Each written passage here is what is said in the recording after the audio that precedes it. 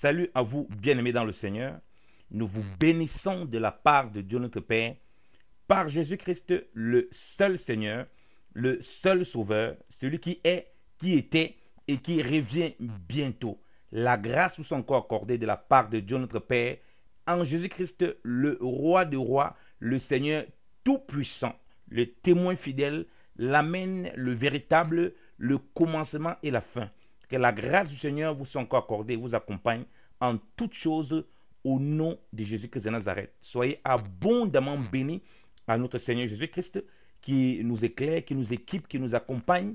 Merci à tous pour les prières et pour vraiment l'exhortation, pour les encouragements que nous recevons des uns des autres afin de persévérer dans la parole du Seigneur, dans l'œuvre du Seigneur, d'apporter l'évangile afin que le maximum soit sauvé et que l'Église soit davantage fortifiée par la grâce que Dieu a déposée au travers de l'Église, au travers de notre modeste personne pour accompagner l'Église dans son œuvre de perfectionnement et d'instrument pour la gloire du Seigneur et que les nations connaissent le Seigneur et que le Seigneur rajoute chaque jour ceux qui sont sauvés.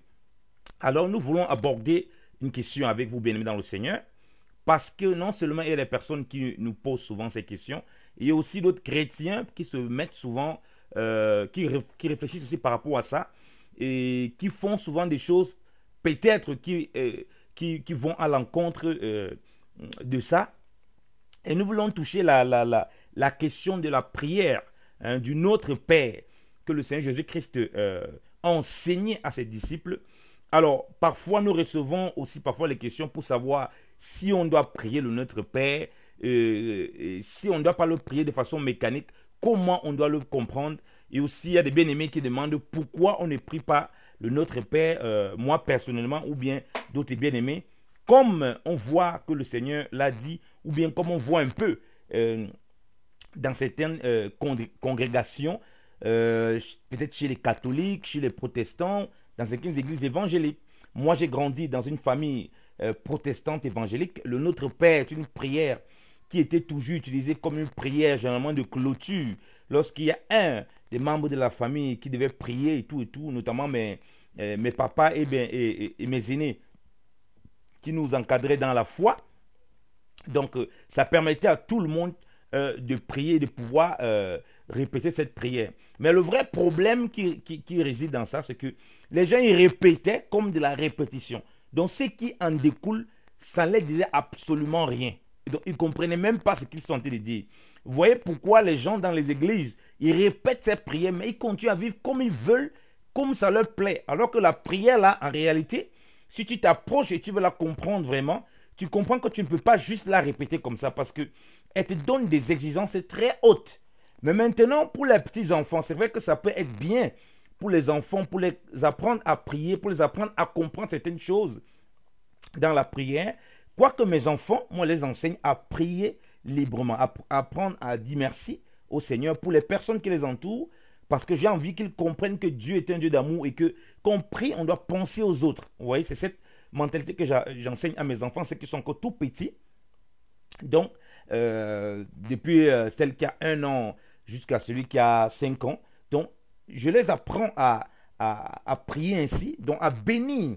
Donc, je ne les ai jamais enseignés, en tout cas mon épouse et moi, on les a jamais enseignés le Notre Père de façon traditionnelle comme nous, on l'a reçu quand on a grandi avant de connaître véritablement le Seigneur. Comme je l'ai dit, les gens répètent ça de façon mécanique. Est-ce que c'est mauvais si je veux, par exemple, prendre ça comme une prière que je peux souvent faire? Non, ce n'est pas mauvais. Ce n'est pas mauvais en soi. Mais comme on a dit, il est important de comprendre l'implication de ce qu'il a dit. Vous voyez, nous, on était dans le monde, malgré qu'on a grandi dans des familles protestantes, on va faire tout ce qu'on faisait toute la journée, on va aller de gauche à droite dans la débauche totale, dans le désordre total, totalement ennemi de Dieu, étranger à la vie de Dieu. Mais le soir qu'on va revenir, on va demander à Dieu de nous pardonner comme nous sommes des pauvres petits pécheurs. Et ensuite, on va faire le Notre Père et puis on va se contenter de ça. Vous voyez, c'est ça qui n'est pas bon. Voilà pourquoi c'est important de comprendre que quand le Seigneur l'a dit, il le disait comme un enseignement. Et un enseignement, vous le savez, c'est un fondement, c'est quelque chose qu'on doit comprendre, qu'on doit saisir. Parce que si on ne saisit pas l'enseignement, on risque de se tromper, on risque de répéter comme des moutons et être soi-même très éloigné par rapport à ce qui est dit dans cet enseignement. Parce qu'il y a des exigences. Il y a des exigences, autant pour moi, des exigences que le Seigneur a mis dans cette prière qui nous demande beaucoup de consécration à Dieu, parce qu'on comprend que ce qu'il a mis dans cette prière, au fait, c'est toute notre vie spirituelle, c'est toute notre marche avec Dieu qui est résumée à l'intérieur, parce qu'il parle de beaucoup de choses. On va décortiquer pas à pas. Je commence par ces sous-bassements-là pour qu'on comprenne. Donc ça veut dire quoi? Si vous avez des gens, vous voulez peut-être que les gens aussi prient, vous pouvez aussi dire le Notre Père si vous avez fini de prier. Ce n'est pas mauvais. Mais c'est important que ceux qui vous entourent, ceux qui sont là, qu'ils comprennent le Notre Père. Sinon, c'est la cacophonie totale. Vous voyez? Sinon, les gens répètent ça comme des perroquets. On n'est pas différent des marabouts. On répète des prières comme ça juste pour prier. Parce qu'ils doivent déjà comprendre que la prière, c'est un état de vie dans lequel on est. La prière, c'est un état de vie. La prière, c'est la respiration de l'âme. Comme dit, dans le monde, on fait d'autres choses pour s'épanouir. Mais dans la foi, tu as besoin de la prière pour être en contact avec Dieu. Il y a les choses dans la parole de Dieu qu'on ne peut pas faire sans. On ne peut pas faire sans la prière. La Bible dit de prier sans cesse. Donc vous voyez que la prière doit, une fois que tu as saisi ce que c'est que la prière, doit être un mode de vie dans lequel tu es constamment.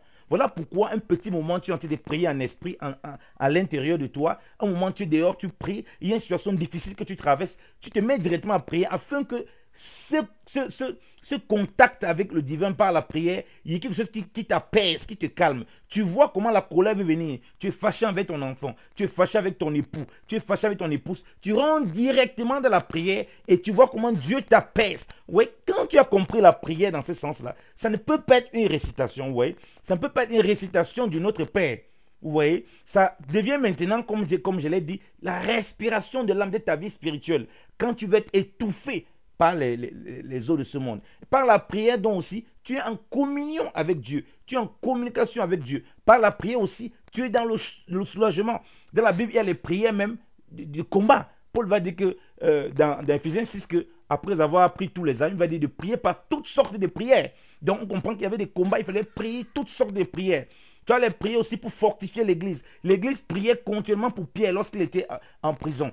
Paul demandait de prier beaucoup pour lui qui annonçait l'évangile. Tu as les prières pour fortifier, vous voyez. Il y a plusieurs types de prières qui en ressortent, vous voyez. Mais là, on est en train de parler de la prière dans son sens général, dans son essence même. Comme je dis, ça doit être ta respiration. Ça doit être ta respiration de ton âme. Tu ne peux pas faire sans la prière. Quand tu te lèves, tu ne pries pas. Toi-même, tu sens que tu es mal. Et tu vois que lorsque tu pries beaucoup, tu as une vie de prière. À un moment, tu abandonnes. Pour prier, c'est compliqué. Pour faire les choses de Dieu, c'est compliqué. Pour te soumettre à Dieu, c'est compliqué. Tu as la prière, tu vois à Gethsemane. Le Seigneur te révèle l'importance de la prière. À Gethsemane, lorsqu'il fallait qu'il se soumette à la volonté du Père de passer à la croix, qu'est-ce qu'il s'est fait? Non pas ma volonté, mais ta volonté. Donc par la prière, tu acceptes le brisement. Les femmes, par exemple, qui demandent, oh, je vais être soumise. C'est par la prière que tu vis le brisement de la soumission. Vous voyez? Or, tu dois vivre le brisement de la soumission là comment? En comprenant que Dieu est ton Père. Vous comprenez pourquoi le Seigneur a dit que notre Père, quand il les enseigne à prier, quand les disciples viennent, ils veulent être instruits dans la prière. Parce que ce sont des Juifs. Vous savez, les Juifs, ils ont ce qu'on appelle leur prière un peu qui est comme un cantique que tous les Juifs connaissent. Écoute Israël, le Seigneur ton Dieu est le seul Seigneur. Tu adoreras le Seigneur ton Dieu de tout ton cœur, de ton âme, de toutes tes forces, de toutes tes pensées. Vous voyez, ce qui est dit dans le Deutéronome chapitre 6, du verset 4 à 5, que les enfants d'Israël répètent. Je ne me rappelle plus trop bien comment ça se dit en hébreu. Le schéma Israël, patati patata, il rappelle donc, c'est quelque chose que les Juifs ont à cœur, ils gardent, ils récitent. Et même pendant le nazisme, de beaucoup des enfants juifs qui étaient un peu perchés par-ci par-là, comme leurs parents les enseignaient tellement ce verset de la parole de Dieu, parce qu'il devait les instruire dans les voies du Seigneur. N'oubliez pas, dans la loi, Dieu dit qu'il devait instruire les enfants et même leurs petits-enfants à garder ses commandements. Donc, c'était une façon aux enfants de garder les commandements et ils répétaient ça comme une prière. Vous voyez? Donc, les Juifs, quand ils marchent avec le Seigneur, ils répètent ça, bien aimé dans le Seigneur. Ils répètent comme ça ces schémas Israël. Donc, quand les apôtres, quand les disciples viennent auprès du Seigneur pour le demander au Seigneur, mais apprends-nous à prier, c'est parce qu'ils voient que les disciples Jean-Baptiste ont une façon différente. Et ils voient aussi que le maître a une façon différente de faire les choses. Vous voyez? Donc, ils voient que le maître a une façon différente de faire les choses. Alors, Commençons par regarder ça. Regardez, si nous lisons Luc, parce que le Seigneur va les expliquer après un moment de prière. Donc, ils ont vu une distinction parce qu'ils ont vu que les disciples des gens, ils avaient une façon de prier. Et les Juifs déjà, comme je l'ai dit, ils avaient cette façon de prier avec ces Deutéronome 6,4 là. Verset 5. Écoute Israël, le Seigneur ton Dieu est le seul Seigneur. Tu adoreras le Seigneur ton Dieu de toute ton âme, de tout ton cœur, de toutes tes pensées. Ou bien tu aimeras le Seigneur ton Dieu de toute ton âme, ou bien adorer. Ça revient à la même chose. Donc tu aimeras le Seigneur ton Dieu de toute ton âme, de toutes tes pensées, toutes tes forces, et ton prochain comme toi-même. Le Seigneur dit, bon, les deux, c'est toute la loi, ok? Donc, Deutéronome 4, Deutéronome chapitre 6, verset 4 à 5, insiste beaucoup plus sur Dieu. Donc, tu aimeras le Seigneur ton Dieu de tout. On peut le lire, hein, lisons le Deutéronome chapitre 6, avant de venir sur notre Luc 11. Deutéronome chapitre... Autant pour moi. Deutéronome chapitre 6. Si nous lisons le livre de Deutéronome, alors, il est écrit, Deutéronome chapitre 6, et verset 4 au verset 6 même. Il dit, écoute Israël, l'Éternel notre Dieu est le seul éternel, ou bien le seul Seigneur. Tu aimeras donc l'Éternel ton Dieu de tout ton cœur, de toute ton âme et de toutes tes forces, et ces paroles que je te commande aujourd'hui seront en ton cœur. Verset 7. Tu les enseigneras soigneusement à tes enfants et tu t'en entretiendras quand tu demeureras en ta maison, quand tu voyageras, quand tu te coucheras et quand tu te lèveras. Et tu les lieras pour être un signe sur tes mains et elles seront comme des frontaux entre tes yeux. Tu les écriras aussi sur les poteaux de ta maison et sur tes portes. Amen. Arrêtons déjà là. Donc, vous voyez que Dieu dit aux enfants d'Israël qu'ils devaient garder ces commandements. Et il précise bien, voilà, tu aimeras ton Dieu. Et c'est ce qui est fondamental. Et les scribes et les pharisiens, ils connaissaient ça. Donc, ils éprouvaient le Seigneur par rapport à ça. Ils savaient déjà et ils voulaient voir ce qu'ils devaient répondre. Donc, c'était comme ça que les disciples aussi avaient grandi. Donc, tous, ils savaient que c'est un peu comme un cantique juif. Donc, le Seigneur, il voit que le Seigneur a une façon de prier qui est différente. Et il voit que les disciples de Jean-Baptiste ont une façon de prier différemment. Alors, dans Luc chapitre 11, il est écrit, à partir du verset 1. Et il arriva, comme il était en prière, à savoir Jésus-Christ, en un certain lieu, qu'après qu'il eut cessé de prier, quelqu'un de ses disciples lui dit, Seigneur, enseigne-nous à prier, ainsi que Jean a enseigné ses disciples. Amen. Alors, vous voyez que quand on dit d'enseigner, l'enseignement, comme quand on voit un maître à l'école qui enseigne les mathématiques. Dans le mathématique, il va t'expliquer beaucoup des vertus des mathématiques. Il va t'expliquer les équations, il va t'expliquer les dérivés, pour ceux qui ne sont pas allés loin à l'école, il va t'expliquer les intégrales, il va t'expliquer les soustractions, il va t'expliquer les divisions, les multiplications, il va t'expliquer beaucoup de notions, vous voyez, mais c'est toujours les mathématiques, vous voyez. Donc ici, il demande la prière, comme on a dit, il y a plusieurs types de prières. Il y a même aussi les conditions dans lesquelles on doit être dans la prière. Mais on reste dans la prière dans son sens premier.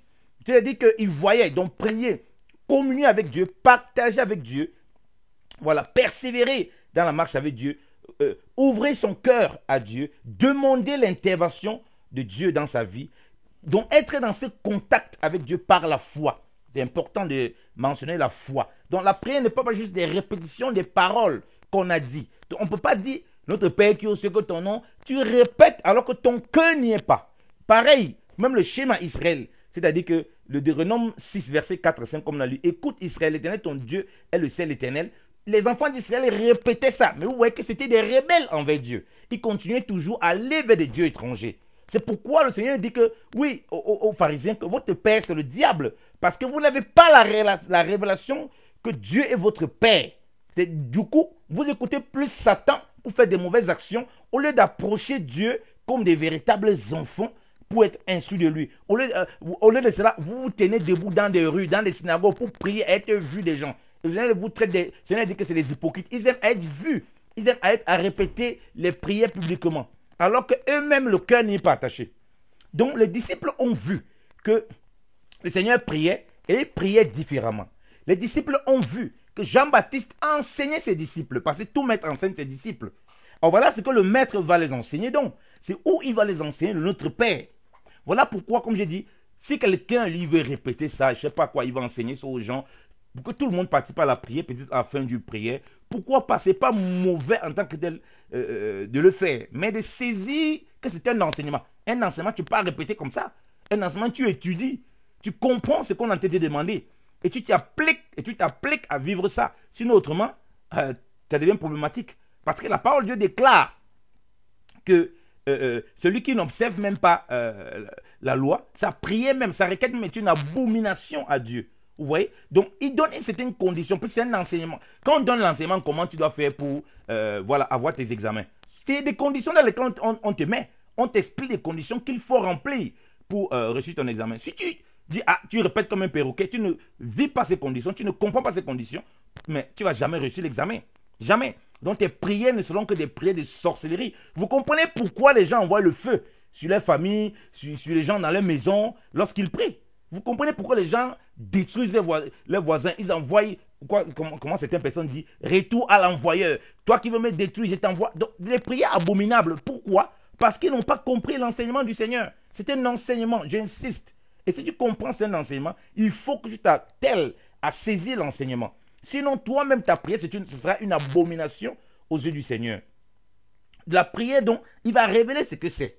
Alors, on lit à partir du verset 1, du verset 2, il est dit, quand vous priez, dites, notre Père qui est aux cieux. Amen. Premier niveau de révélation que le Seigneur donne à ses bien-aimés, à ses disciples, c'est que Dieu est désormais leur Père. Dans leur prière, qui était leur hymne national de prière, Deutéronome 6, verset 4 à 5, en aucun cas, il dit, écoute Israël, l'Éternel, ton Dieu est le seul éternel, est le seul Yahweh, est le seul Adonai, vous voyez, est le seul Seigneur. Ici, il rajoute un paramètre fondamental, que Dieu est ton Père. Donc, ils n'avaient pas Dieu comme le Père. Dans le summum de leur prière, donc, dans le paroxysme de ce qu'ils pouvaient prendre comme exemple de prière dans la loi, il n'y avait pas Père dedans. Donc, Dieu est comme un étranger. On le voit comme un créateur qui est très distant. Vous comprenez pourquoi les enfants d'Israël, durant le désert, quand Dieu parlait, ils avaient un seul qui parlait avec Dieu et ils ne voulaient pas parler avec Dieu. Moïse, tu n'as qu'à parler avec Dieu pour qu'on ne périsse. Oh, donc ils avaient peur. Dieu est un Dieu effrayant. Oui, la Bible dit que Dieu est un Dieu effrayant, est un feu dévorant. Mais nous ne pouvons pas être dévorés parce que nous sommes ses enfants. Alléluia. Lorsque tu as la révélation de Dieu comme ton Père, un enfant n'a pas peur de son Père que son père peut le brûler. Jamais. Il sait que son Père est bon et son Père veut toujours des bonnes choses pour lui. Et c'est ce que le Seigneur va même continuer à expliquer dans tout ce Luc 11. Mais qui parmi vous a demandé, son enfant a demandé le pain là de le serpent? Il dit que si donc nous sommes méchants, ça va nous donner les bonnes choses. À plus forte raison, notre Père. Donc le Seigneur, au commencement de la prière, révèle à ses disciples que non, vous devez désormais voir Dieu comme votre Père. C'est-à-dire que n'ayez pas peur de vous approcher de Dieu. Ne voyez plus comme, quand vous lisez la Torah, comme Moïse était dans son coin là-bas, c'est lui qui parlait avec Dieu. Et vous êtes à distance, vous n'avez pas à parler avec Dieu. Vous voyez que sous la loi, il y a toujours, la dispensation de la loi, il y a beaucoup d'intermédiaires. Oh, sous la dimension de la grâce, il y a un seul intermédiaire, Jésus-Christ de Nazareth. C'est pourquoi il est le chemin, la vérité et la vie. Il est le chemin pour nous montrer comment adorer le Père, comment prier, comment connaître Dieu, comment être en prière, comment être en connexion avec Dieu. En même temps, il est la vie. C'est celui qui a les oreilles pour entendre. Et c'est la vie là qui nous communique, qui nous fait réaliser que Dieu est notre Père. Parce que nous avons reçu maintenant par Jésus-Christ l'esprit d'adoption qui nous fait crier quoi? Abba Père. Qui nous fait appeler Dieu notre Père. Ce qu'eux n'avaient pas. Vous comprenez pourquoi c'est une abomination pour les musulmans lorsqu'ils entendent qu'on appelle Dieu notre Père. Ils disent non, Dieu ne peut pas être mon Père, c'est pas possible. Parce qu'ils voient Dieu tellement loin, tel que les enfants d'Israël étaient sous la loi. Pareil dans le bouddhisme, dans toutes ces religions, Dieu est un créateur tellement éloigné parce qu'ils ont une relation. Leur prière n'a aucun. Leur prière est tellement à distance, loin. Comme les enfants d'Israël donnaient les requêtes à Moïse. Non, Moïse, c'est à toi qu'on donne les requêtes. Vous voyez pourquoi dans l'église catholique, on prie beaucoup les saints, on prie beaucoup les hommes. Parce qu'on n'a pas la révélation que Dieu notre Père. Donc on répète, on prie les saints, on prie Saint Joseph, Saint Cécile. Dans beaucoup de religions, on prie les saints tels, on prie tel qui est mort. Et même dans les coutumes, africaines ou bien dans l'animisme, tout ça, on prie les ancêtres qui sont morts. Donc vous voyez que quand tu n'as pas la révélation que Dieu est ton Père, tu continues à t'attacher aux hommes. Oui, tu continues à voir les hommes comme les intermédiaires entre toi et Dieu. Vous voyez? Donc Christ les a mis directement en connexion avec le Père. Et tout ça, c'est comment? C'est en lui parce qu'ils sont ses disciples. Ils ont la connexion directe. C'est pourquoi la Bible dit qu'en Jésus-Christ, nous avons accès auprès du Père dans un même esprit. Alléluia. Éphésiens 2, Éphésiens chapitre 2. Donc, il présente ici Dieu comme le Père. Or, c'est un choc pour eux, les Juifs. Parce qu'ils n'ont pas cette notion. Ésaïe a prophétisé en parlant de ça. D'Ésaïe 64. Lorsqu'il parle du peuple, il a encore parlé de la prière du peuple. Comment le peuple doit connaître Dieu. Il dit que lui, Éternel, tu es notre Père. Vous voyez? Donc, Ésaïe a connu ça. Ésaïe a parlé dans Ésaïe 64, verset 8, que Dieu est notre Père. Et nous sommes l'argile. Vous voyez que lui, prophète, il prophétise. On fait parler comment le peuple doit reconnaître Dieu. On sait que c'est en Christ que ça s'accomplit. Sous la loi, aucun ne l'appelle Père. Et Malachie aussi, il reçoit la révélation. Dieu dit, lorsque les enfants d'Israël sont dans le désordre total de la Malachie 1, que si je suis, qu'un fils honore son père, que si je suis donc le Père, où est l'honneur qui m'est dû? Vous comprenez que Dieu les appelle mes fils, mais eux, ils n'appellent pas Dieu leur Père. Pourquoi? Parce qu'ils n'ont pas la révélation que Dieu est leur Père. Donc voilà pourquoi ils continuent à servir Dieu sous la servitude. Ils continuent à servir Dieu dans l'esclavage du péché, dans le vol, dans la méchanceté, à distance, loin. Ils ne venaient jamais comme des petits enfants lorsqu'ils ont fait quelque chose de mauvais, rentrer à la maison pour demander au Père, vraiment nettoie-nous, soigne-nous pour qu'on devienne purs et on te serve comme des véritables enfants. Donc ils se servaient comme des mercenaires. Ils ne pas se servir autant pour moi. Ils servaient Dieu comme des mercenaires. Ils n'avaient pas la révélation que Dieu est leur Père. Mais Dieu est tout le Père, il a tout dit. Alors que Dieu dit à Moïse dans le livre d'Exode, il va dire à Pharaon, laisse partir Israël, mon fils, pour qu'il me serve. Vous voyez, bien aimé dans le Seigneur. Donc Dieu parlait d'Israël comme son propre fils. Vous voyez, mais eux, Israël ne comprenait pas qu'il devait appeler Dieu le Père. Dieu le voyait tout comme l'Éternel, le Dieu puissant, le Dieu fort. Il est tout ça. Mais par-dessus tout ça, il veut qu'on le reconnaisse comme un père pour s'approcher de lui. C'est pourquoi, vous voyez que sous la loi, quand ils étaient dans le désert, Moïse parle là-bas, non, on ne veut pas périr. On voit tout Dieu comme ça, on va périr. Et du coup, les gens fuient. Voilà comment le diable maintient les gens sous l'esclavage du péché, sous l'esclavage du mal, dans la religion, dans toutes sortes de religiosités. Et puis, ils pensent que quand ils vont répéter le Notre Père, alors là, ils seront agréables à Dieu. Ou bien là, Dieu va tout effacer. Alors que Dieu veut qu'ils s'approchent de lui comme des véritables enfants et qu'ils comprennent que Dieu est leur Père. Donc, dans la prière, le Seigneur a mis la relation de Dieu avec nous comme notre Père. Donc, quand tu pries, même si tu ne répètes pas Père, tu dois saisir que Dieu est ton Père. Tu dois comprendre que tu t'approches de Dieu comme ton Père. Est-ce que sur le plan humain, tu as peur de ton Père? Tu n'as pas peur de ton Père. Tu viens lui parler. Donc Dieu veut que tu t'exprimes. Même si tu es le plus grand criminel. Il est dit par la bouche d'Ésaïe, même si ton péché est comment? Il a le pouvoir. Hein? Même si c'est noir comme le cramoisi. Même si tu es dans quelles conditions. Dieu a le pouvoir par le sang de Jésus, par la puissance du Saint-Esprit, et te rendre net au nom de Jésus. Donc Dieu, en nous mettant Dieu notre Père, il ne veut pas qu'on serve dans la culpabilité, qu'on serve dans la peur, qu'il va nous frapper, il va nous casser la tête. Non, ce n'est pas le Dieu d'amour. Il est tout ça. Il est un feu dévorant. Il est puissant. Il écrase les ennemis. Tout ça. Mais pour ses enfants, il est un doux. Il est une poule qui couvre ses enfants. Alléluia. Il est un bon berger qui protège ses enfants. Si tu n'as pas cette révélation, ta prière va devenir des prières abominables auprès de Dieu. Tu vas prier des prières scandaleuses. Et tu n'as pas la révélation que Dieu est ton Père. Donc il dit que notre Père, vous voyez, c'est un enseignement. Vous voyez, quand vous révélez que Dieu est votre Père. Donc quand vous approchez de Dieu devant comment? Donc vous devez avoir l'assurance, votre Père, quand vous venez, que si vous demandez des choses conformément à sa volonté, il vous exauce. Quand votre Père dit que je ne vais pas donner telle chose, qu'est-ce que tu fais? Qu'est-ce qu'on fait généralement quand un papa nous disait oui, il ne voulait pas? Moi j'ai les enfants, quand il dit non, il fait un peu un moment fâché. Mais après ils oublient tout, ils continuent. Quand tu as la révélation que Dieu est ton Père, il y a des choses qu'il ne veut pas te donner. Quand tu oublies, tu passes à autre chose. Parce que tu sais que ton Père sait ce qui est bon pour toi. Tu n'insistes pas, tu ne forces pas. Quand le Père t'a dit non, tu laisses, tu sais que peut-être tu n'es pas encore prêt pour le recevoir. Donc il y a une grande profondeur dans notre Père. Donc nous ne sommes plus des étrangers, nous sommes les gens de la maison et des fils du royaume. Il nous a transportés des ténèbres à la lumière et du royaume de Satan au royaume de son fils bien-aimé où nous sommes des fils. Alléluia. Il dit, notre Père qui aussi, que ton nom soit sanctifié, ton règne vienne, ta volonté soit faite en la terre comme au ciel. Alléluia. Il dit, que ton nom soit sanctifié. Ici, on parle du nom du Seigneur qui doit être sanctifié. Ce n'est pas répété. Le Seigneur n'a pas dit ici répéter Adonai, Adonai, comme certains rentrent dans les formulations de noms. Répéter, je ne sais pas, ou bien c'est Yehoshua, ou bien c'est Yeshua, ou bien c'est Yahvé, ou bien c'est que le nom soit sanctifié. C'est-à-dire qu'il t'appelle, il nous demande à ce que le nom du Seigneur soit sanctifié en nous, dans notre marche. Vous voyez que les conditions que le Seigneur donne là, c'est les conditions dans lesquelles on doit être pour prier. Au fait, c'est ça en réalité. Donc, sa prière-là, il nous révèle dans quelles conditions on doit être. C'est-à-dire que ce n'est pas quand je viens devant Dieu, là, que je veux connaître, que je veux dire mon Père, là, qui va devenir mon Père en ce moment. C'est-à-dire que c'est avec la pensée, là, que je viens dans la prière. C'est pourquoi c'est un enseignement. Donc, ce n'est pas quand je serai dans la prière que Dieu va, en ce moment-là, que je deviens mon Père. Quand je sors de la prière, Dieu cesse d'être mon Père. Ce n'est pas quand je viens dans la prière que le nom du Seigneur doit être sanctifié. Parce que Dieu dit que le nom de Dieu est blasphémé parmi les nations à cause de notre mauvaise conduite. Donc, on dit que l'on soit sanctifié. Dieu attend que nous produisons des fruits qui sont dignes de la repentance, que nous produisons des fruits agréables au Père. C'est pourquoi le Seigneur dit, vous êtes la lumière du monde, que votre lumière luise et que les hommes voient vos bonnes œuvres et qu'ils glorifient votre Père, oui, qui est dans les cieux.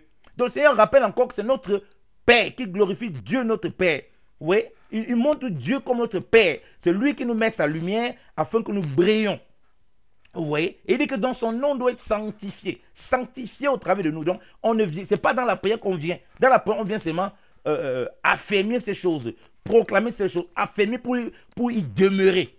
Donc, c'est pas avant que tu vas, c'est pas que tu vas dedans là que tu vas demander la sanctification ou bien tu vas dire que le nom de Dieu soit sanctifié. Donc, tu dois être armé de cela. Lorsque tu as écouté cet enseignement, c'est que le Seigneur dit là, tu te prépares à rentrer dans cela dans la prière. Donc, il ne veut pas que le nom de Dieu soit utilisé en vain. Et il demande le règne de Dieu, que ton règne vienne. Le règne du Seigneur, c'est quoi? C'est le règne de Dieu par le Saint-Esprit. Or, le règne du Seigneur est déjà venu. Bon, le règne a plusieurs niveaux. Le règne de Dieu est déjà venu par la venue de Jésus-Christ, c'est-à-dire que le temps de la grâce est disposé. Dieu s'est fait connaître à tous les hommes et s'est fait connaître à tous les hommes par Jésus-Christ. Jésus-Christ est mort afin que tous parviennent à connaître la vérité et soient sauvés, comme il est écrit dans Matthieu, dans 1 Timothée, chapitre 2.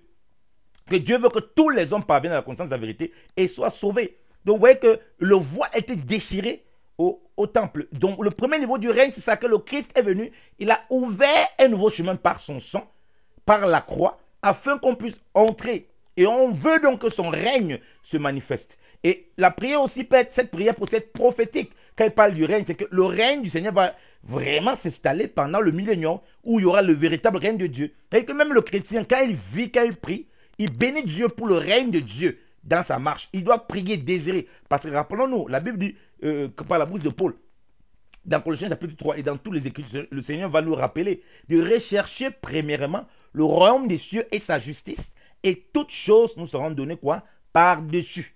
Vous voyez que quand on demande le règne ici, c'est qu'on demande les choses du Seigneur, les choses qui nous attachent au spirituel, qui nous attachent au céleste, de peur qu'on ne se détourne pas de notre espérance céleste, malgré les difficultés que nous traversons. On demande le règne et l'église qui marchait, l'église qu'on voit, qui a commencé avec Jésus-Christ, lorsqu'il les a laissés, le Saint-Esprit est arrivé. On voit le règne de Dieu. C'est le peuple, un peuple qui a renoncé à lui-même et qui voit la main de Dieu se manifester tous les jours parmi eux, parce qu'ils ont un renoncement total pour voir le règne de Dieu. Et on a vu la puissance de Dieu se manifester. Le règne de Dieu, le règne de Dieu, ça inclut le royaume de Dieu dans sa manifestation. Il y avait la persécution, mais il y avait aussi la puissance de Dieu qui se manifestait, et il n'y avait aucun indigent parmi eux. C'est aussi ça, demander le règne de Dieu dans nos vies. Donc, c'est à plusieurs niveaux spirituels. Et dans notre vie pratique, c'est ça. Dieu veut on veut que le règne de Dieu soit établi. Mais on ne peut pas vouloir que le règne de Dieu soit établi dans nos vies.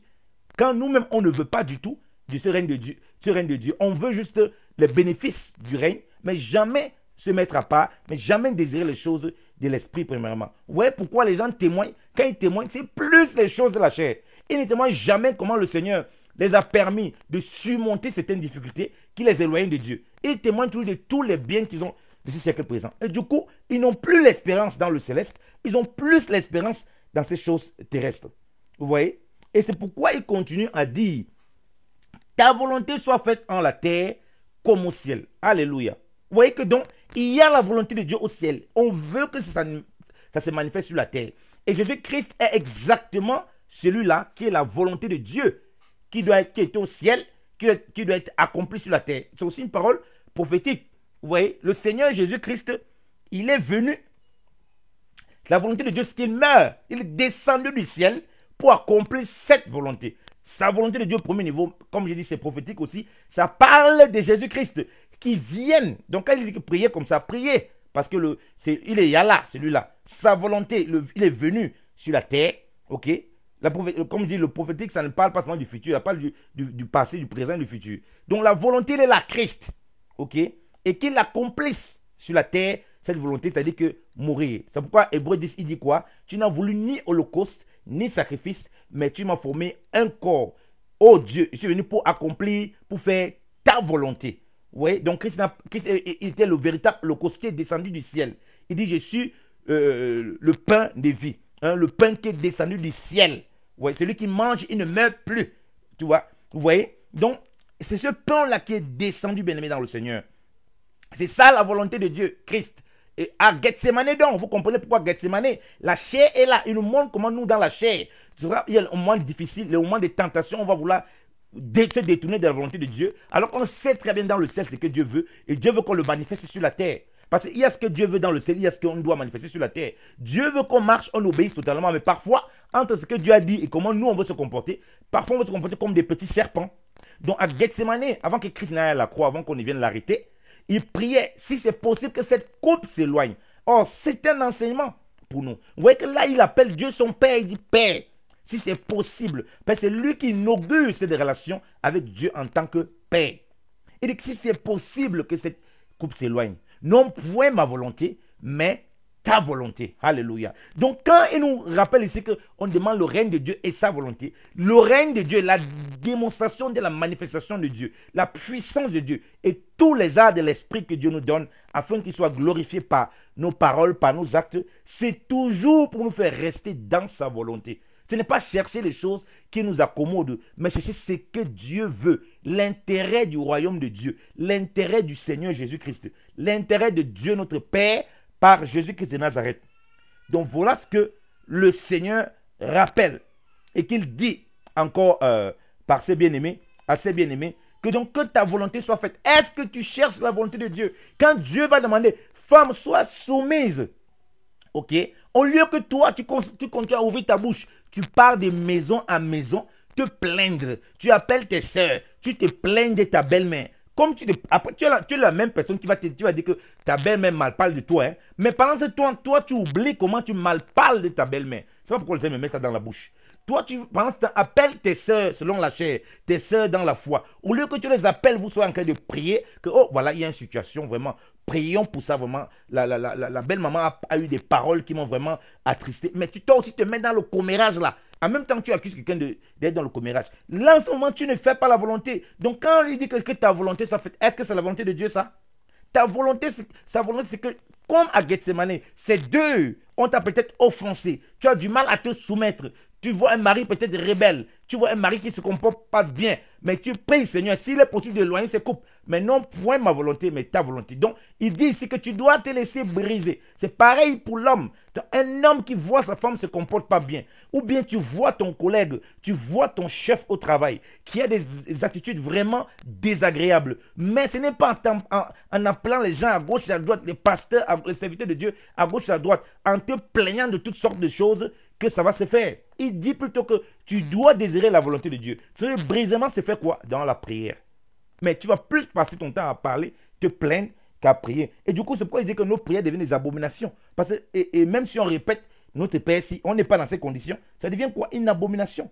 Comme la parole de Dieu le dit, celui qui n'observe pas la loi, et nous sommes dans quelle loi? La loi de Christ actuellement. Sa prière même est une abomination. Donc, est-ce que c'est ça que tu désires dans ta vie? Tu peux répéter ça tous les jours. Est-ce que tu désires la volonté de Dieu? Premier niveau de la volonté de Dieu, c'est la parole de Dieu pour ta marche. Premier niveau. Or, parce que ça vient, c'est ce qui est scellé au ciel, puisque c'est poussé par le Saint-Esprit que les hommes ont parlé de la part du Seigneur. Donc, ça veut dire que c'est poussé. Quand tu lis ça, c'est l'ordonnance spirituelle, divine que Dieu t'a donnée. Et il veut qu'elle se manifeste sur la terre. Parce qu'elle est là au ciel. Là-bas au ciel, qui va se révéler. Oui, donc Dieu attend que toi et moi, nous puissions la manifester bien aimé dans le Seigneur. Mais lorsqu'on refuse cette volonté, du Seigneur, lorsque tu vas voir Dieu te fait passer un moment où on essaie de t'écraser, tu dis non, je ne vais pas accepter qu'on m'écrase. Là, tu manifestes beaucoup d'orgueil. Lorsque Dieu dit non, il faut aller à telle chose, il faut faire telle chose. Tu dis non, tu commences à avoir les raisonnements. Non, tu sais, tu veux toujours contourner. Et un des gros problèmes qu'on a aujourd'hui, c'est que les gens ne veulent pas la parole de Dieu dans la simplicité. Tu trouves toujours comment tu vas contourner les Écritures pour ne pas te laisser briser, pour toujours justifier. Le Seigneur Jésus te dit qu'on te gifle à la joue droite, présente la joue gauche. C'est ça la volonté de Dieu. Quand il dit que la volonté de Dieu là, tu as déjà le premier niveau qui est la parole de Dieu. Laisse d'abord les révélations. Avant que Dieu ne te dise, va te réconcilier avec ta belle-mère, va te réconcilier avec ton mari, va te réconcilier avec ta mère, va te réconcilier avec ton père, va te réconcilier avec tes collègues, va te réconcilier avec ton ami avec qui tu as eu les problèmes là. Avant qu'il te dise ça dans ton songe, dans ta vision, premier niveau, c'est qu'il t'a donné la parole. Si tu n'es pas capable d'obéir à la parole simplement, comme ça, ou tu dis qu'on te donne une gifle à la joue droite et tu tends à la gauche, alors tu ne seras pas capable d'obéir à aucune vision et à aucune révélation beaucoup plus élevée que ça. Donc, ça ne sert à rien de se cacher dans beaucoup de choses, comme je vois les gens faire. Et voilà comme nous voyons comment beaucoup nous voulons. Nous-mêmes nous comportons souvent comme ça. Dieu t'envoie parfois, il dit, parfois même Dieu va révéler à quelqu'un, va, tu es différent avec quelqu'un, ou bien il y a une situation, va, ne dis rien, présente tes excuses simplement.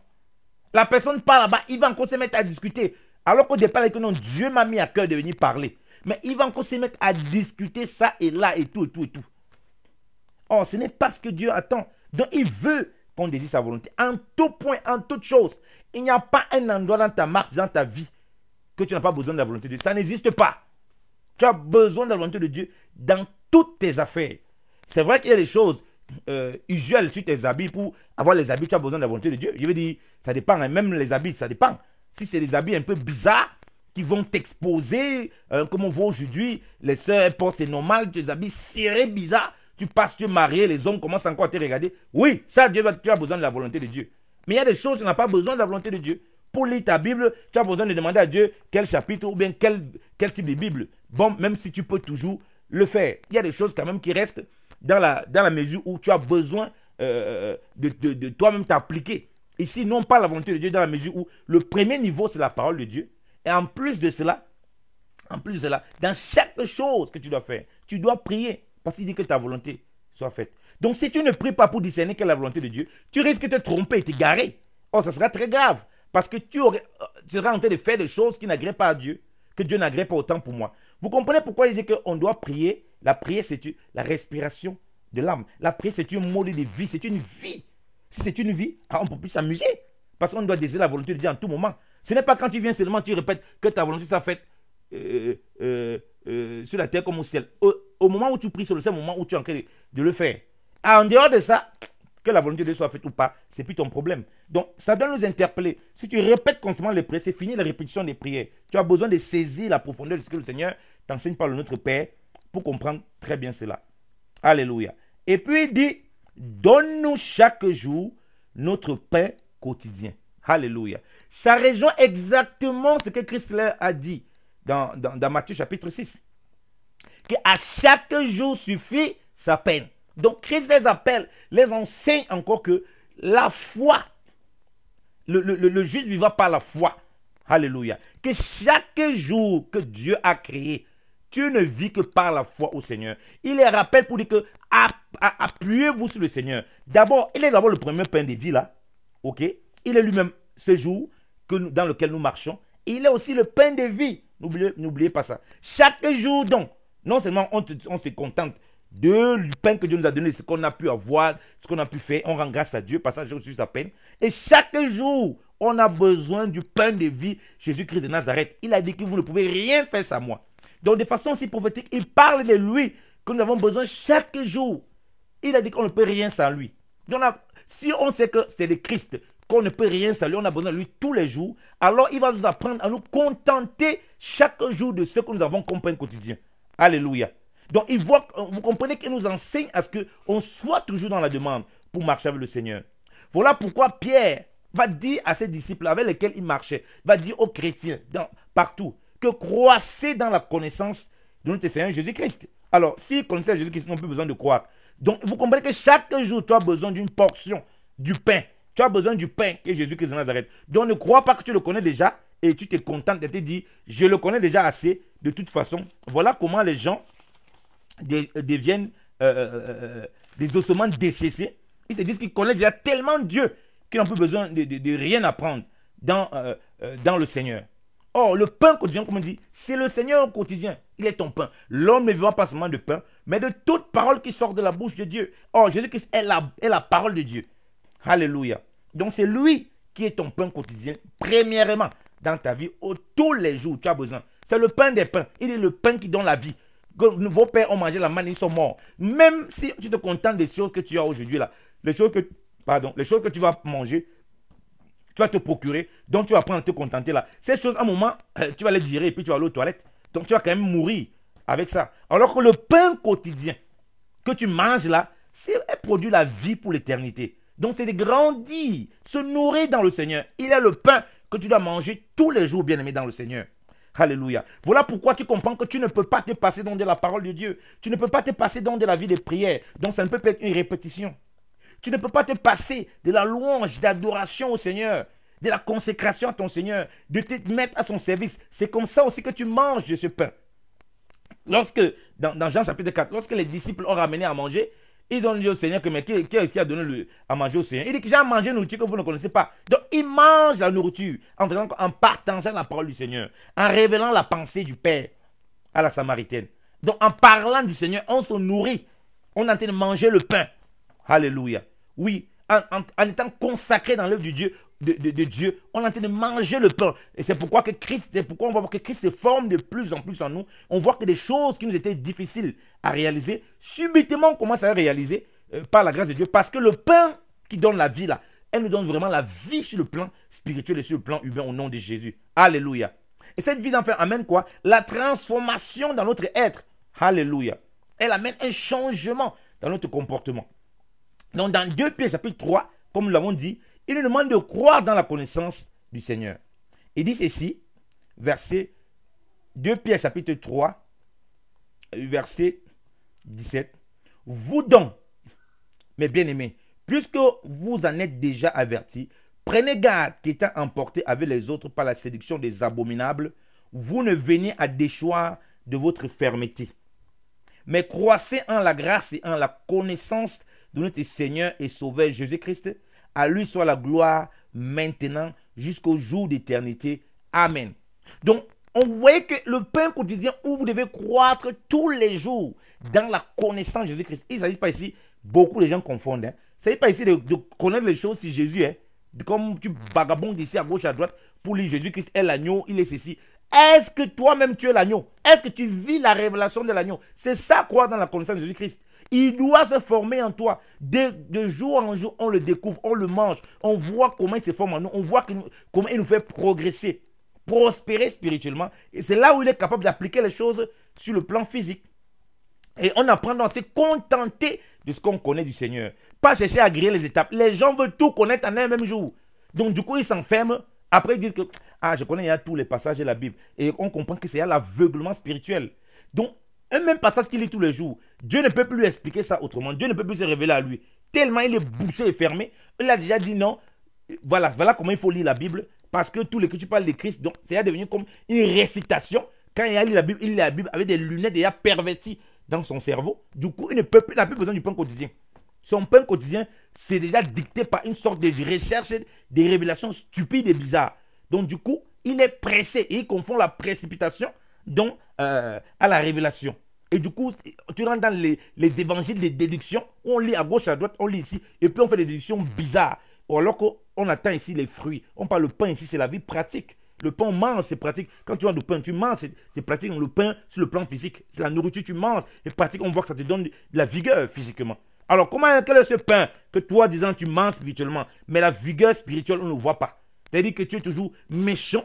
Vous voyez les gens qui disent dans la révélation, rebelles, orgueilleux, méprisants, moqueurs, sorciers dans leur conduite, alors mais ils disent qu'ils ont la révélation. De quelle révélation il s'agit? Donc, on doit avoir ce pain au quotidien. Est-ce que les gens se contentent de ce qu'ils ont? Est-ce que les gens, quand tu dis que tu donnes-nous de pain quotidien, est-ce que tu sais que ton pain quotidien c'est Jésus-Christ, que tu dois désirer tous les jours? Et la parole de Dieu nous dit dans 1 Corinthiens 5 de faire la fête de Pâques avec des pains sans levain. Que Christ est notre Pâques. Et il a dit que voici le pain que je vous donne là. C'est mon corps qui a été brisé. Donc tu comprends qu'il parle du pain, il parle de son corps. Il parle de lui, que tu as besoin de manger tous les jours. Et il a expliqué dans Jean 6 que oui, il est le pain là, celui qui le mange, le vrai pain qui est descendu du ciel. Alléluia. Donc tous les jours, tu as besoin de ce pain. Tu as besoin dans ta marche pratique et qu'il produit sa vie en toi tous les jours. Donc quand tu pries, tu dois demander ce pain quotidien à Dieu tous les jours. Et dans la manifestation des choses pratiques de ta vie de tous les jours, tu as besoin de te contenter de ton pain que Dieu a donné. La Bible dit par la bouche de Paul que si nous avons de quoi manger, de quoi nous vêtir, cela nous suffit et nous apprend la suffisance en lui. Or, si on a compris que c'est lui le pain quotidien, on va marcher comme il a marché dans la simplicité. Alléluia. Est-ce que tu as compris ça lorsque tu répètes notre Père? Est-ce que Christ est ton pain quotidien? Combien de fois tu passes le temps sur des réseaux sociaux, Facebook, WhatsApp, Facebook, Canard, Avocat, toutes sortes de choses. Combien sur Twitter, combien de temps tu passes au téléphone à t'engueuler avec les gens, à me dire, à parler ici et là, et tu ne passes pas le temps dans la présence de connaître le Seigneur, dans l'étude de la parole, dans la prière, hein? Même si tu n'es pas seul dans ton coin, mais aussi avec des gens que tu rencontres. Combien de fois tu t'es appelé avec quelqu'un qui avait des problèmes et tu lui as parlé du Seigneur? Combien de fois tu te nourris donc de ce pain? Comme je dis, même quand tu parles du Seigneur, tu te nourris. C'est lui qui l'explique dans Jean 4. Donc on mange dans notre Dieu lorsqu'on la partage. Alléluia. C'est ça qui est merveilleux. C'est un pain spécial. Le pain de Dieu qui est descendu du ciel. Alléluia.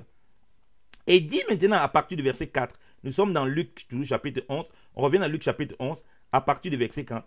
Il dit: et pardonne-nous nos péchés, car nous quittons aussi les dettes à tous ceux qui nous doivent, et ne nous induis point en tentation, mais délivre-nous du mal. Alléluia. Il dit: pardonne-nous nos péchés, ou bien pardonne nos offenses. Et il dit que comme nous pardonnons à ceux qui nous offensent, ou bien comme nous quittons, je crois que vous avez bien compris ça. Le pardon, le manque de pardon est comme des dettes. Quand tu ne pardonnes pas, tu es endetté devant Dieu. Voilà pourquoi dans Matthieu 18, quand le Seigneur va parler du pardon, il va prendre les dettes, quelqu'un qui devait les dettes à Dieu. Refuser de pardonner, tu es endetté devant Dieu. Et ne cherche pas à regarder si les autres font. Hein. Devant Dieu, c'est très grave. Alors, quand tu vas vouloir répéter notre Père qui est aux cieux, alors que toi-même, tu vois que ton cœur ne pardonne jamais, est-ce que tu n'es pas été condamné? Dieu t'interpelle, va réparer ça. Fais la paix. Tu refuses, tu rejettes la paix.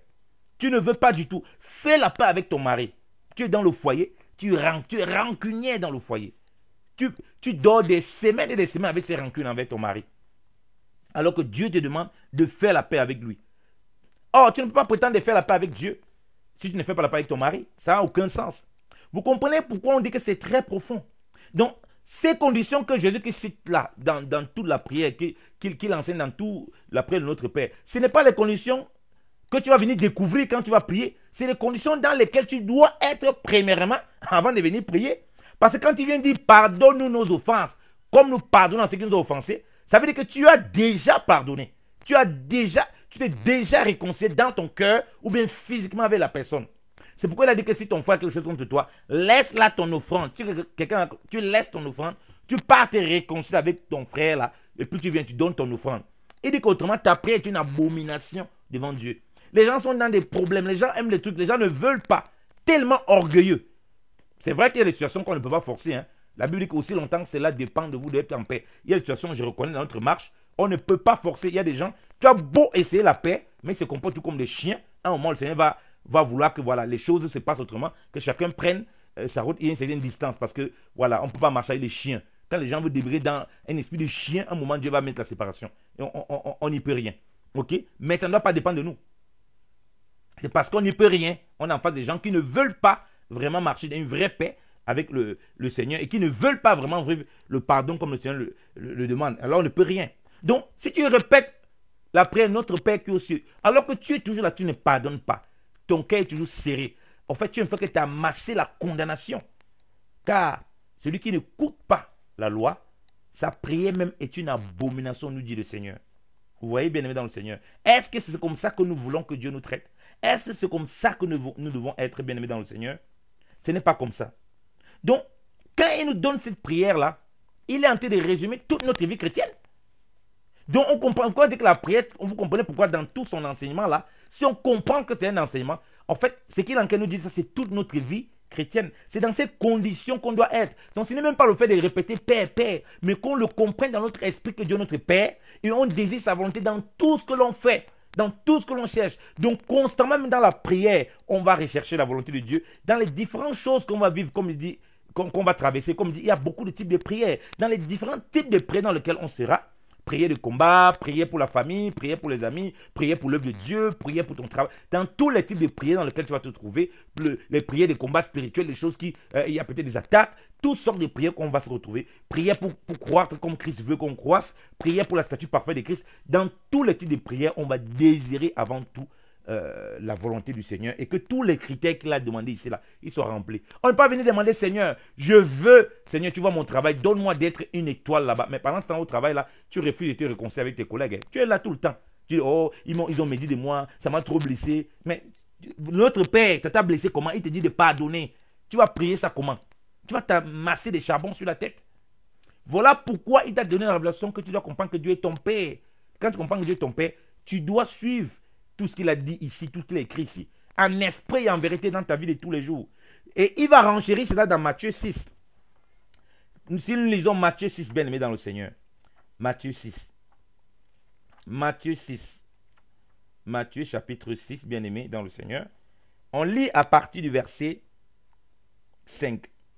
Il dit, et quand tu prieras, ne sois point comme les hypocrites, car ils aiment à prier en se tenant debout dans les synagogues et au coin des rues, afin d'être vus des hommes. En vérité, je vous dis qu'ils reçoivent leur récompense. Mais toi, quand tu pries, il nous donne une condition. Voilà une première condition pour être dans la prière. Les gens veulent prier avec des choses bizarres, avec des pensées bizarres, avec des comportements bizarres, mais ils oublient les conditions dans lesquelles le Seigneur a demandé de prier. Hein? Vraiment. Ils oublient les... Il dit, quand tu veux prier, les hypocrites, c'est quoi?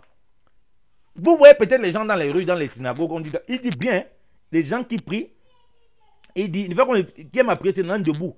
Quand ils aiment à prier, c'est dans debout, dans les synagogues et au coin des rues, afin d'être vus des hommes. Donc beaucoup de gens sont dans les églises comme ça, ils prient. Vous croyez que quand on dit là, c'est que seulement dans les rues, comme les pharisiens, ou bien comme certains disent, les musulmans, il va étaler son tapis. Tu peux être dans ta maison même. Ici, il parle, rentre dans le lieu secret. Donc, il dit quoi? Rentre dans l'intimité avec ton Père, où personne ne te voit. Et il dit bien, prie là ton Père. Vous voyez? Prie là ton Père. Vous voyez? Quand tu pries, rentre donc, ayant fermé la porte, prie ton Père qui te voit dans ce lieu secret. Prie ton Père. Donc Dieu est ton Père. Il est en train d'enseigner un autre niveau à ces Juifs. Donc c'est le lieu secret. Donc tes prières ne sont plus des prières bizarres. Oh, tu peux prier pour que Dieu... Et vous voyez que dans un des points fondamentaux que le Seigneur a partagé dans ce qu'on a vu dans Luc chapitre 11, dans la prière de notre Père, c'est qu'il va toujours faire en sorte qu'on regarde que c'est nous qui avons un problème. C'est nous qui avons besoin de connaître la volonté de Dieu, ce n'est pas les autres.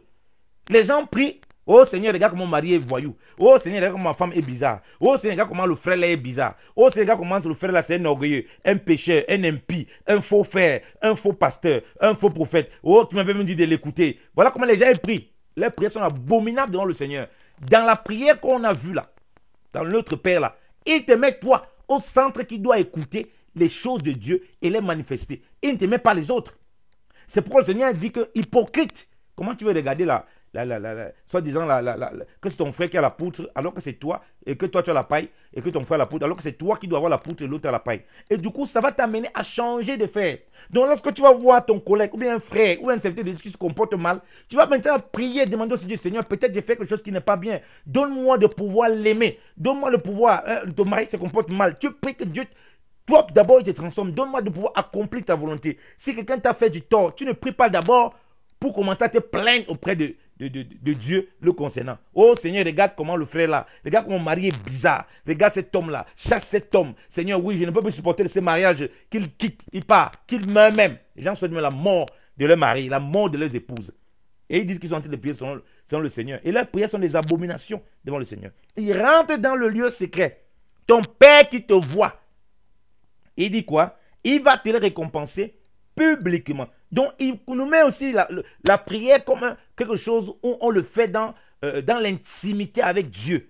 Maintenant, c'est bien, on peut prier en assemblée, mais il ne faut pas que ce soit les prières hypocrites. C'est-à-dire qu'on prie juste comme ça pour que les gens voient que, oh, non, le frère là prie beaucoup. Tu vas dégager beaucoup de décibels avec ta bouche, mais ton cœur en lui-même ne dégage aucun décibel spirituel. C'est-à-dire que ça n'arrive pas auprès de Dieu parce qu'il voit que les critères qu'on a partagés là, tu n'es dans aucun critère. Tout ce que Dieu demande là pour l'obéissance, pour ton brisement, il t'a mis toi au centre. Pas pour demander les choses pour te glorifier. Il t'a mis au centre pour accomplir sa volonté. Pour que tu comprennes, c'est toi qui as le problème. C'est toi qui as les difficultés. Ce n'est pas l'autre. Et c'est pourquoi il dit que nous ne devons pas nous commettre des hypocrites. C'est nous qui avons d'abord la poutre, premièrement. Donc quand tu rentres dans la prière, il faut te voir que c'est toi qui as la poutre. C'est toi que le Seigneur dit, demande ta volonté. Que ta volonté soit faite sur la terre comme dans le ciel. Il a demandé que toi tu demandes sa volonté sur ta vie. Pas que tu commences à regarder si les autres, ils obéissent à la volonté de Dieu ou pas. Il te met au centre dans l'obéissance de sa parole. C'est toi qui l'indexe. C'est toi qui pointe pour marcher selon ses voies totalement. Ce n'est pas quelqu'un d'autre. Donc toutes tes prières que tu es en train de prier, tu es en train de pointer les autres du doigt, tu es à l'encontre de ces paroles et tes prières sont abominables devant le Seigneur. Voilà pourquoi tu sors de la prière. Au lieu que la paix de Dieu, laquelle surpasse toute intelligence, garde ton cœur en Jésus-Christ, tu ressors de la prière, tu es encore plus frustré qu'auparavant. Il n'y a aucune paix qui garde ton cœur. Que le Seigneur nous fasse grâce. Alors, le Seigneur dit au verset 7, « Oh, quand vous priez, n'usez point de vaines redites comme font les païens, car ils s'imaginent d'être exaucés en parlant beaucoup. Ne leur ressemblez donc point, car votre Père sait de quoi vous avez besoin, avant que vous le lui demandiez. Vous donc priez ainsi, notre Père qui est aux cieux, ton nom soit sanctifié, ton règne vienne, ta volonté soit faite sur la terre comme au ciel. Donne-nous aujourd'hui notre pain quotidien et nous quitte nos dettes comme nous quittons aussi les dettes à nos débiteurs. Et ne nous induis point en tentation, mais délivre-nous du mal, car à toi est le règne et la puissance et la gloire à jamais. Amen. Vous voyez, il dit car à toi est la puissance et la gloire à jamais. Il nous met dans les conditions dans lesquelles on doit être et on doit remettre toute la gloire à Dieu. À toi. Donc il nous ôte toute mentalité. Lorsqu'on aura accompli tout ce que Dieu veut qu'on accomplisse, lorsqu'on aura reçu le pain quotidien, on aura vu la volonté de Dieu se manifester au travers de nous.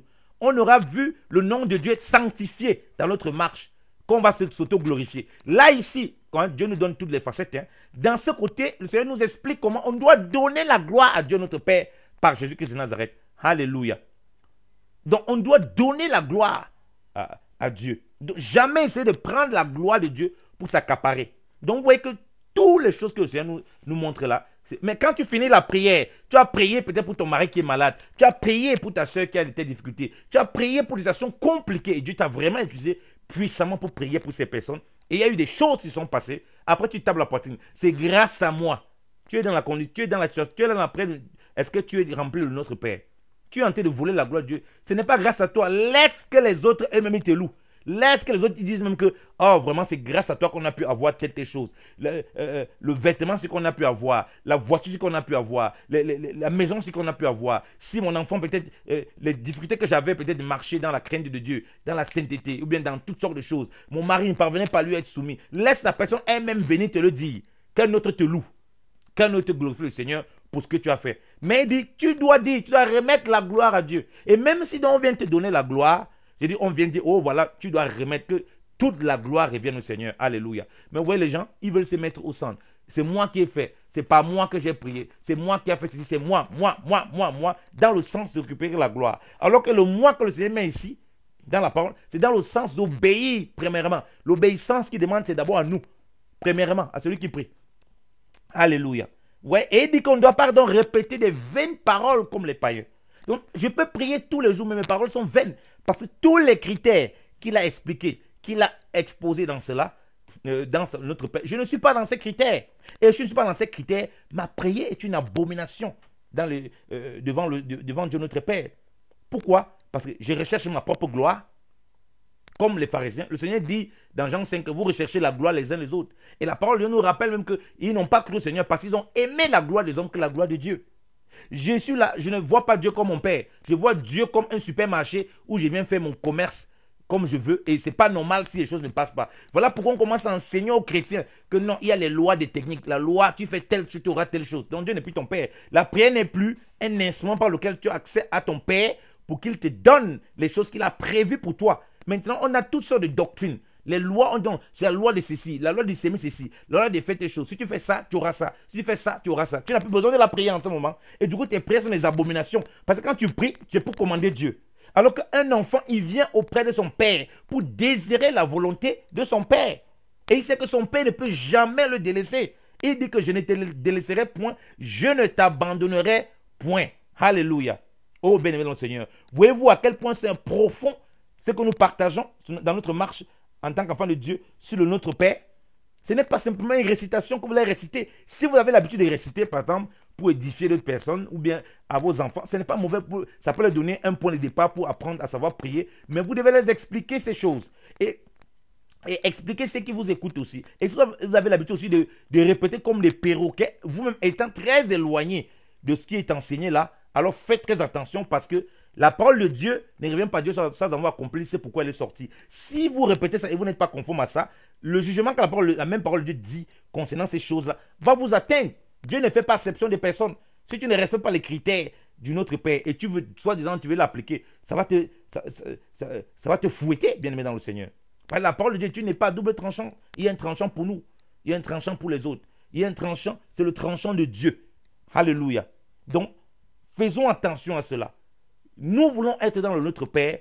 Nous voulons prier cette prière tous les jours. C'est-à-dire dans la manifestation de ce qui est dit. Christ est notre pain quotidien. Nous devons désirer la volonté de Dieu. Et à chaque jour suffit sa peine. Nous devons nous contenter de ce que Dieu nous donne. Et rendre grâce à Dieu. S'il a des projets merveilleux pour nous, il va l'accomplir par sa grâce. Nous ne devons pas être précipités. Les gens ne veulent pas remercier Dieu pour ce qu'ils ont. Non, Seigneur, ce n'est pas ça qu'ils voulaient. J'attends d'abord d'avoir telle chose. Après, je vais rendre grâce à Dieu. Non, tu donnes toute la gloire au Seigneur. À lui soit la gloire, l'honneur, maintenant. Les gens restent dans la haine. Ils refusent de pardonner. Ils refusent de se rabaisser. Tous les jours, ils sont là. Elle est là avec le mari, elle refuse. Tu es là avec ta mère, tu refuses de te comme ça avec ta mère, de pardonner. Tu fais toujours le semblant. Mais comment tu crois que Dieu va t'agréer? Ce n'est pas possible. Et pourquoi le Seigneur dit clairement, au verset 14, car si vous ne pardonnez aux hommes leurs offenses, votre Père Céleste, si vous pardonnez aux hommes leurs offenses, votre Père Céleste vous pardonnera aussi les vôtres. Mais si vous ne pardonnez point aux hommes leurs offenses, votre Père ne pardonnera point non plus vos offenses. Alléluia. Vous comprenez pourquoi on a besoin de notre pain quotidien qui est Jésus-Christ.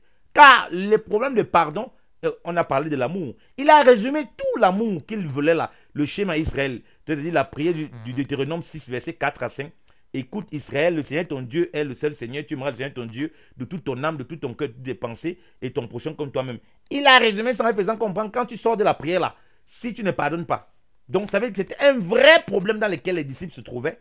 Un vrai problème dans lequel le peuple là se trouvait. Avec des blessures, les gens aiment les blessures, ils entretiennent la blessure pour qu'elle ne se guérisse jamais. Et elle commence à pourrir. Il y a cette puanteur, lorsqu'on veut prier Dieu, il sent peut-être la puanteur des blessures qui ne veut pas guérir. Voilà pourquoi on n'est jamais dans la joie, on n'est jamais dans la paix, on n'a jamais la paix du Seigneur. La paix du Seigneur vient dans l'obéissance à cela. Mon frère, ma soeur, as-tu compris ton Notre Père?